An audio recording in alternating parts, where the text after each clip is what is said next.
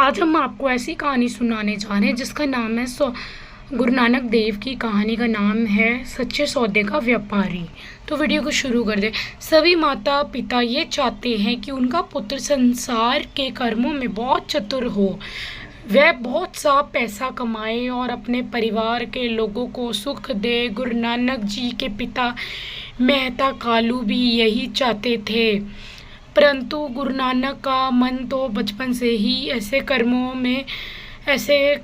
कामों में अधिक लगता था जो मनुष्य को परमात्मा की ओर ले जाते हैं, जिनके समाज के दुखी लोगों को सुख मिलता है। ऐसे लोग साधारण संसारिक लोगों जैसे नहीं होते। ऐसे संत और महात्मा भूले भटके संसार को सही रास्ता दिखाने वाले महापुरुष होते हैं। गुरु नानक जी भी ऐसे ही महापुरुष थे।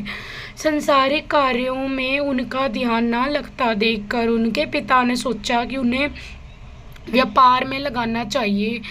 व्यापार में जब वह धन कमाए तो उनके मन में धन के प्रति और लोभ पैदा होगा। इस तरह वह संसार के साधारण लोगों की तरह ही जीना शुरू कर देंगे।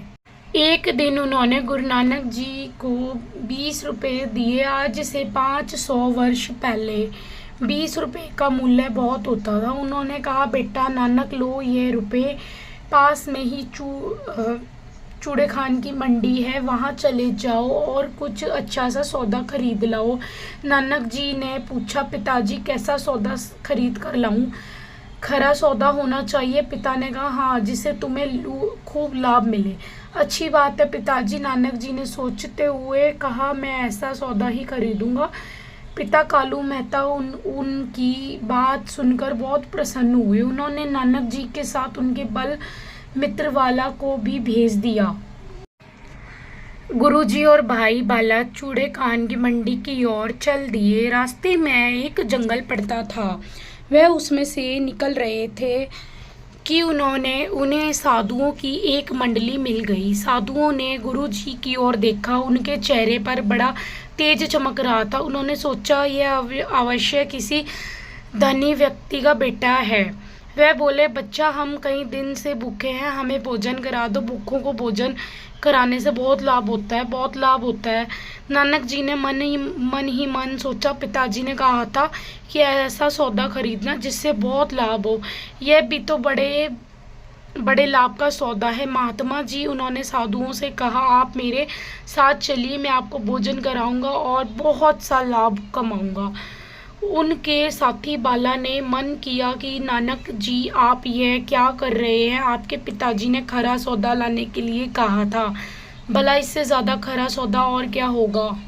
नानक जी ने बड़े आश्चर्य से पूछा। उनके पास जितने भी रुपए थे उन सभी रुपयों से उन्होंने भूखे साधुओं को भरपेट भोजन कराया और उनकी जरूरत की दूसरी चीज़ें उन्हें खरीद दी।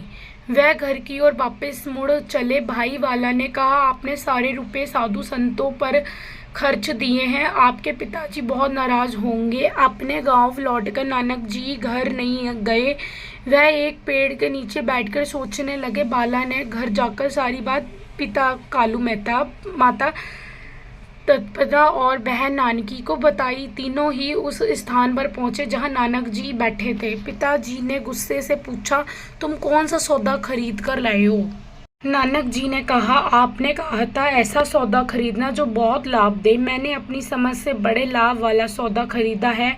मैंने आपके दिए रुपयों से भूखे साधुओं को भोजन करा दिया है। पिताजी, भूखों को भोजन कराने से बहुत लाभ होता है ना? उनकी बात सुनकर पिताजी को बहुत गुस्सा आया। उन्होंने नानक जी को बहुत डांटा। नानक जी को डांट पड़ती देखकर उनकी माता और बहन को बहुत दुख हुआ। माता ने समझाते हुए कहा, बेटा, तुम अपने पिता का कहना माना करो, तुम तो अपने आप में ही डूबे रहते हो। लोग समझते हैं कि तुम अपनी साधु बूंद गवा बैठे हो। माँ, तुम लोगों की चिंता क्यों करती हो? नानक जी ने कहा, ये सभी लोग अज्ञान के अंधेरे में डूबे हुए हैं। माता ने कहा, बेटा, तुम दुनिया को चिंता छोड़कर अपने घर की चिंता करो। नानक जी ने कहा, मेरी अच्छी माँ, सारा संसार लोभ और अहंकार की आग में जल रहा है। तुम चाहती हो कि मैं उनकी चिंता छोड़कर अपने परिवार की चिंता करूं। माँ, क्या मैं परमेश्वर की इस सारी सृष्टि को ऐसे ही जलने दूं? भोली भाली माँ अपने इस अनोखे बालक की आंखों में झांक कर उसे समझाने की कोशिश करती रही, लेकिन गुरु नानक देव को ये समझ नहीं आया, क्योंकि गुरु नानक देव अपनी जगह पर पूरे ही सही थे। ये कहानी यहीं पर ख़त्म होती है। वाहेगुरु जी का खालसा, वाहेगुरु जी की फतेह। फ्रेंड्स, अगर वीडियो अच्छी लगी हो तो लाइक ज़रूर करना। चैनल में नए हैं तो चैनल को सब्सक्राइब कर लेना। मिलते हैं फिर किसी नेक्स्ट वीडियो में। Thank you so much.